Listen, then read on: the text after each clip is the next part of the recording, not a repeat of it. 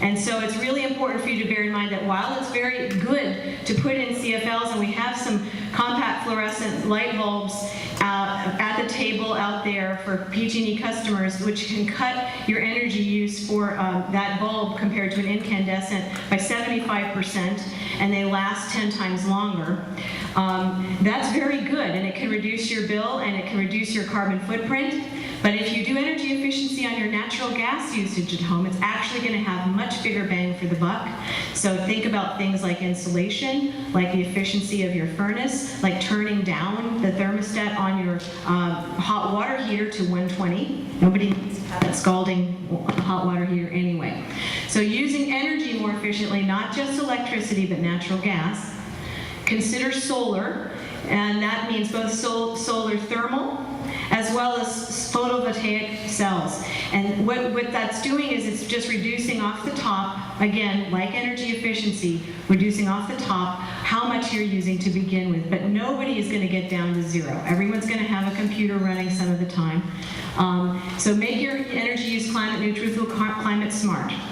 But I also, as I turn it over to our next speaker, who's David, I want to say that I think many of us up here who have experience are in agreement that if you can first reduce your consumption and then size up your solar system, you'll have a winning combination. Thank you.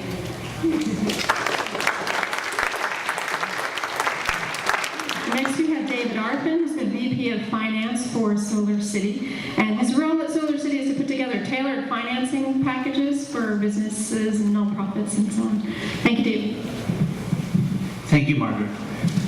It's an absolute pleasure to be here today. Before I continue, I want to acknowledge my teacher, Rabbi Shelley Lewis, who taught me in these very halls 30 years ago or so, a little more than that even, for Hebrew High, as well as a lot of my son's teachers at the Gideon Hauser Jewish Day School and other places. So always honor your teachers because they've given us so much.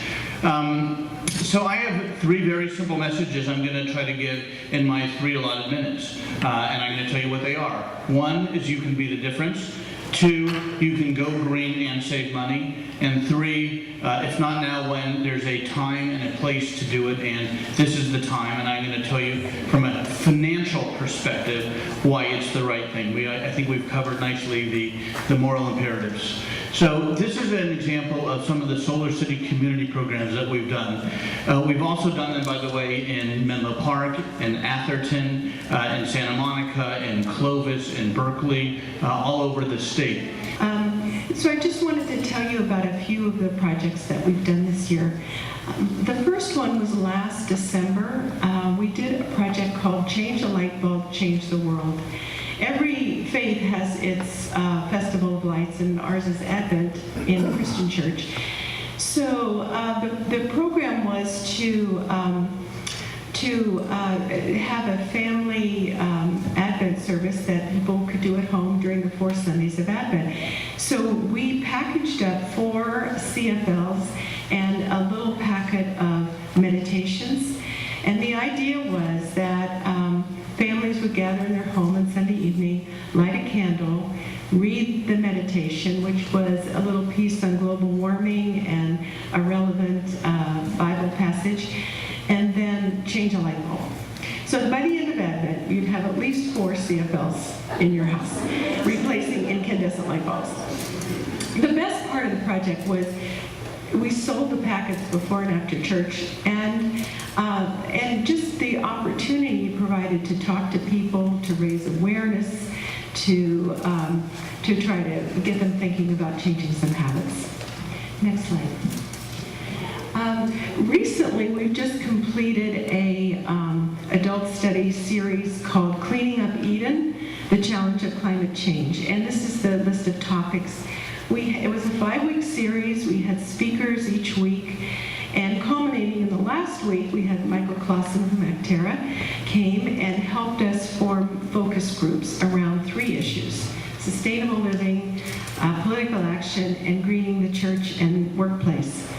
So people gathered in those focus groups based on what their particular interest was, and hopefully these will become ongoing action groups as people find kindred spirits sharing the interests they have, and will we'll continue working on it. So the last project I wanted to mention, next slide, is One Habit at a Time, tips for gradually living sustainably.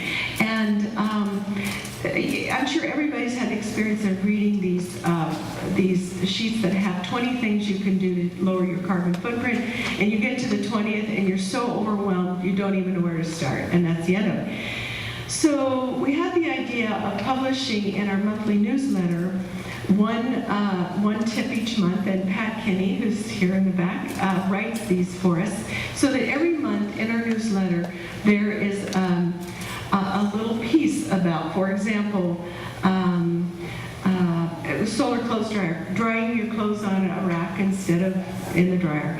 And so the idea is that if people can take one thing and focus on it for a month and install that as a habit or a practice, and then by the end of 12 months you've really made a difference in your life. So finally, I want to just call attention to the contacts at the bottom.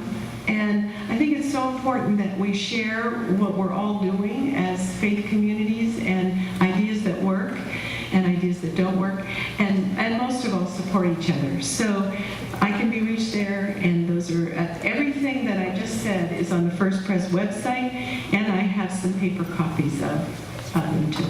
Thank you very much.